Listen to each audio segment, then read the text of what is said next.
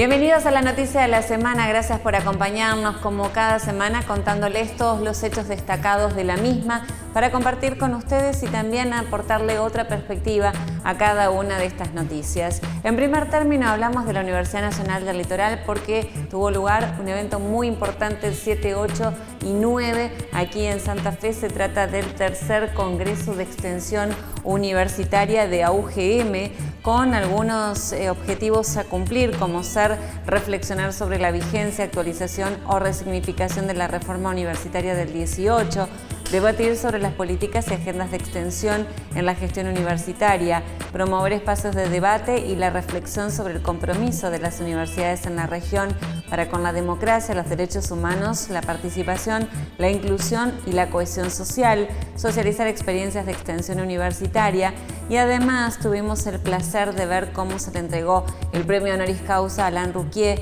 La distinción fue propuesta por la Facultad de Humanidades y Ciencias por entender que este prestigioso intelectual es uno de los más destacados de Occidente, cuya producción intelectual ha dejado marcas profundas en la ciencia política, la sociología y la historia de América Latina. Y ahora cambiamos de tema, volvemos a lo que es la noticia de la semana. En este sentido, ante las reiteradas amenazas de bomba en colegios de Santa Fe y Rosario, la provincia evalúa cobrarle el costo de los operativos a los padres. Pero también ocurrió esta semana en Rosario que se detuvo a 4 padres de niños que usaron el celular, realizaron amenazas de bomba y los teléfonos estaban a nombre de sus padres. Las autoridades están analizando la posibilidad de que los padres se hagan cargo de los operativos, que tiene que ver con el gasto de combustible, las horas hombre y los gastos generados por la situación en general, lo que podría ascender a la cifra de 45.000 pesos. Esta semana vivimos con profundo dolor un hecho que generó el repudio total de la sociedad argentina ante un caso de discriminación y en este caso hablamos del síndrome de Asperger.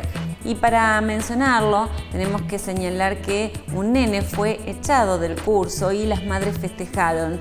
La conversación fue dada a conocer por la tía de un menor a través de la red social de Facebook y generó rechazo en muchísimas personas y nos llevó a tratar este tema. El niño que está en 4º grado y tiene el trastorno de espectro autista llamado síndrome de Asperger, según denunció su tía, fue burlado por las mamás de sus compañeros que venían pidiendo su expulsión y terminaron celebrando que haya acontecido. Vamos a dialogar en este caso con Silvia Arias del grupo TGD de Padres TEA Santa Fe para pedirle más precisiones sobre este hecho y cómo vienen trabajando aquí en Santa Fe desde hace mucho tiempo.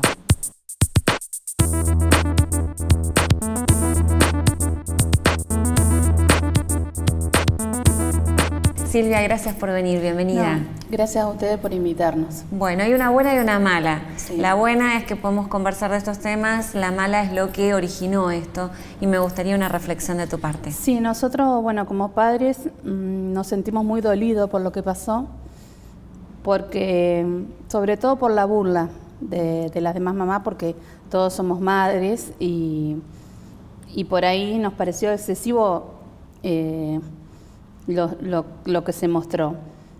Por otro lado, bueno, muchos papás nos preguntan o nos dicen que nosotros por ahí no nos ponemos en el lugar de ellos, y sí, porque todos somos papás. Yo aparte de mi hija, que tiene autismo, tengo un hijo que no lo tiene, y bueno, y también ha ido a la escuela. Y acá en Santa Fe, generalmente los chicos con Asperger todos están integrados en la escolaridad común, porque a veces se confunde mucho lo que es el Asperger con el autismo. Si bien está dentro del mismo espectro, estos chicos tienen las características que son mucho más inteligentes y le atrae mucho más por ahí lo que es la matemática, la ciencia y todas esas áreas que a los niños con autismo.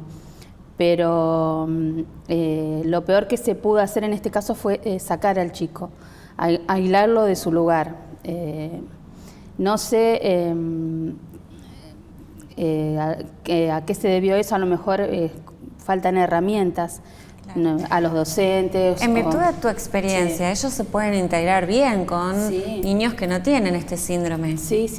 Sí, incluso acá en Santa Fe hay muchos chicos que están integrados y no hay ningún problema. Tal vez nuestros niños, por ahí le cuesta mucho lo que es la parte social y se los ve muy aislados, sobre todo los chicos con Asperger por ahí necesitan, digamos, una ayuda, una herramienta de parte del docente o de los demás niños para hacer la integración al grupo, que yo supongo que habrá sido lo que pasó eso.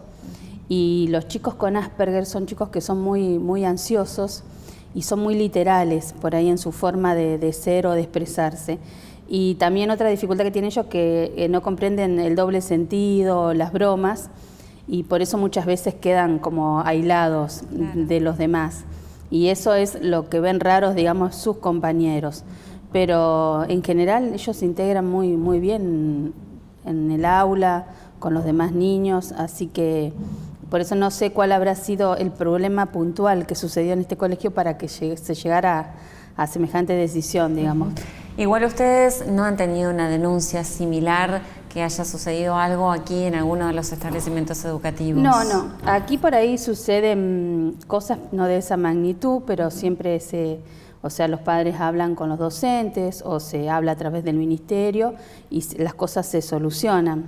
Por ahí lo que falta aquí son maestras integradoras, que digamos hay, pero no hay las suficientes, entonces no pueden hacer un seguimiento digamos, de toda la semana del chico, van una vez o dos, y se trabaja mucho con las escuelas especiales. Generalmente así los chicos no vayan a la escuela especial, siempre hay una escuela especial que, digamos, va haciendo el control en el aula de la escuela común de los chicos integrados. Como representante del grupo de padres, ¿qué le dirías a aquellos padres que tienen algún niño con este síndrome y que a raíz de esta noticia se han visto muy preocupados? Y yo le diría que se informen. O sea, que se informen, si vos estás informado, si estás al tanto, podés luchar por los derechos de tu hijo. Y después que cualquier dificultad que tengan, cualquier consulta, nos escriban a la página. Nosotros recibimos siempre muchas preguntas de los padres, los acompañamos a través del chat, los invitamos a que se sumen a nuestro grupo, algunos los hacen, otros no. Siempre estamos, digamos, concientizando que la finalidad de nuestro grupo particularmente es concientizar y luchar por los derechos de nuestros chicos, de todos los chicos en general que tengan TGD o que tengan TEA. Y los invitamos a que nos contacten. Nosotros siempre hablamos, brindamos información de cosas que necesitan saber los padres, ya sea en sacar un certificado de discapacidad, a dónde lo pueden llevar para que le hagan un diagnóstico, los profesionales que están trabajando hoy en día con nuestros niños. También se le brinda por ahí un listado de escuela donde más se integran los chicos o donde más posibilidad hay de que se integren en un grado menor, porque muchas veces sucede eso. Hoy en día las aulas hay muchos alumnos, claro, y por ahí un niño con estas características necesita un espacio más reducido, pero generalmente acá en la provincia no tenemos mucha dificultad en la capital con los chicos integrados. Bueno, queremos decirles a los padres que ustedes hacen una labor increíble, que dan su tiempo y sus conocimientos y todo lo que les pasó, la experiencia de vida, para contribuir justamente a que otros padres aprendan y se sientan contenidos.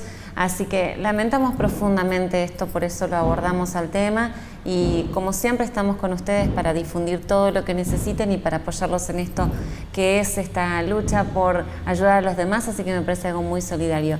Muchísimas gracias por venir y estamos siempre a disposición. Bueno, gracias. Y ahora hablamos de una problemática económica que afecta a una de nuestras economías regionales en Santa Fe. Y hablamos de esta posibilidad de que Estados Unidos grave con un impuesto al biodiesel argentino. En este caso se trata de una de nuestras mayores producciones en territorio santafesino. Y en este caso decimos que si bien se abrió el mercado europeo, de concretarse este impuesto, esta medida restrictiva para exportar a los Estados Unidos, la medida impactaría profundamente en la economía de nuestra región. Es por esto que recibimos en la noticia de la semana a Carlos Querini, ingeniero químico y doctor en Ingeniería Química de la Universidad Nacional del Litoral, también investigador independiente del CONICET.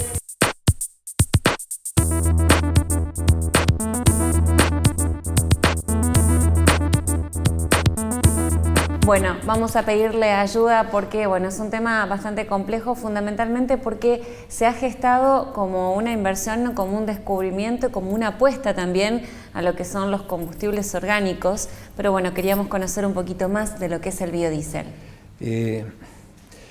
Dentro de la problemática relacionada con el medio ambiente, causada fundamentalmente por el uso de combustibles no renovables derivados del petróleo, han surgido en los últimos años algunas alternativas renovables, es decir, combustibles que durante su uso no generan acumulación de los famosos gases de efecto invernadero. Entre esos combustibles, dos de los más importantes son el biodiesel y el etanol, que se hace en Argentina a partir de la caña de azúcar o de maíz. Y en particular el biodiesel, que es uno de los primeros que se empezó a trabajar en las últimas 10, 15 años, que se produce a partir de derivados de la soja, particularmente del aceite de soja. Si bien puede usarse cualquier otro aceite vegetal o grasa animal, en Argentina en particular, por el volumen que se produce de aceite de soja y de soja obviamente, la materia prima principal es el aceite de soja. Claro, iba a decir esto, ¿no? Fundamentalmente en nuestra zona todo está sembrado prácticamente en la mayoría de los cultivos con soja, o sea que esto venía a fomentar una industria en este sentido. Sí, y es importante por ahí enfatizar que el hacer combustible con un derivado de la soja no afecta el motivo principal por el cual se hace soja, que es la generación de proteínas.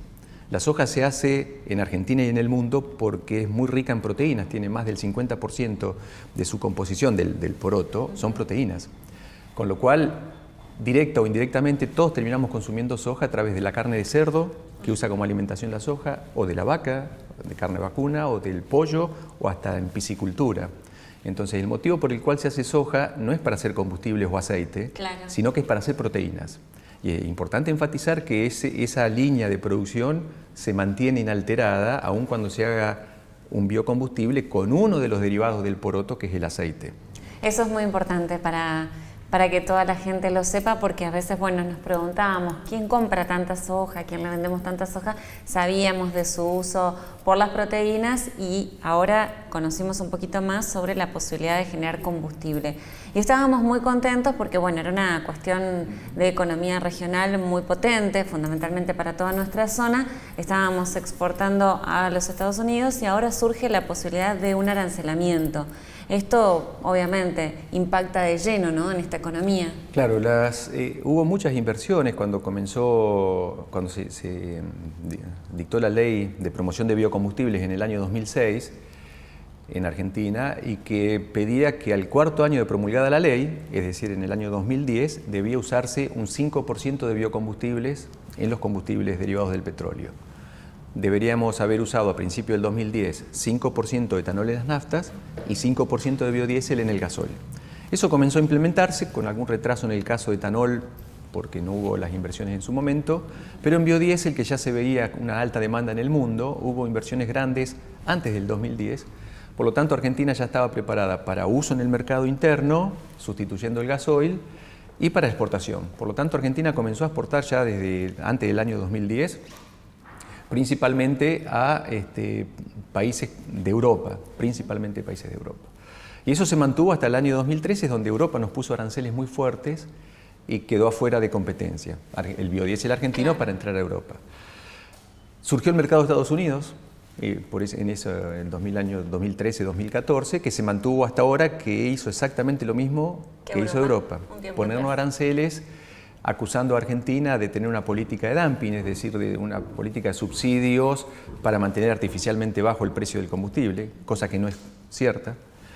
Y de hecho ese juicio que inició la Unión Europea en el año 2013 acaba de ganarse y de revertirse esa decisión con Europa, y si bien Estados Unidos, con la misma argumentación errónea, por lo ya demostrado en Europa, acusa a Argentina de una política de dumping y suspende las importaciones en forma de un arancelamiento exageradamente alto, sí. Afortunadamente en este momento se está abriendo nuevamente el mercado europeo, con lo cual ese producto, que es una importación muy importante, el principal producto que se está exportando a Estados Unidos es el biodiesel. Claro, es que me imagino lo que significa para aquellos que realizaron las inversiones, que apostaron, ¿no?, por esta opción, no solo para el consumo de mercado interno, sino también para la exportación, lo que significa recibir de un día para otro una noticia como esta.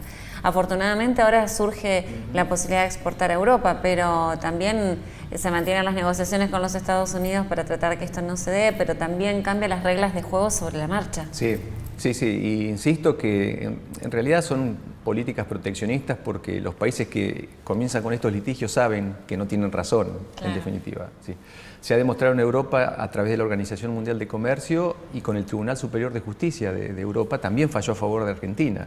Sin embargo, Estados Unidos, la Cámara de Productores de Biodiesel de Estados Unidos impulsaron la misma denuncia, con lo cual ganan 3 o 4 años con lo que durante los que no nos compran el producto.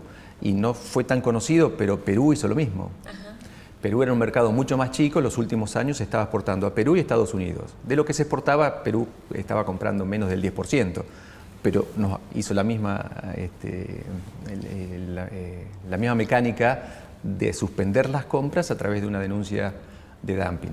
La curiosidad que me genera es cuando esto se da, ¿es porque apelan a mercados internos a generar ellos el producto o quizás como una estrategia también para bajar los costos? No, es para el mercado interno. Lo que pasa es que la industria oleaginosa argentina es tan eficiente.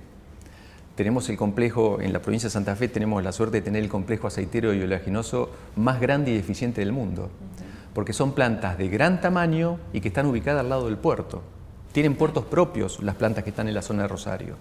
Entonces eso hace que la combinación de factores haga que sean tremendamente eficientes en la producción de harina de soja, que es la que tiene las proteínas, del aceite de soja, que una pequeña proporción se usa como alimentos, y el resto del aceite de soja se usa para producir biocombustibles. Entonces son complejos muy eficientes que entran fácilmente en otros mercados. Y de hecho, una gran cantidad de plantas de producción de biodiesel de Europa pararon cuando Argentina entró a ese mercado. Y lo mismo pasó en Estados Unidos.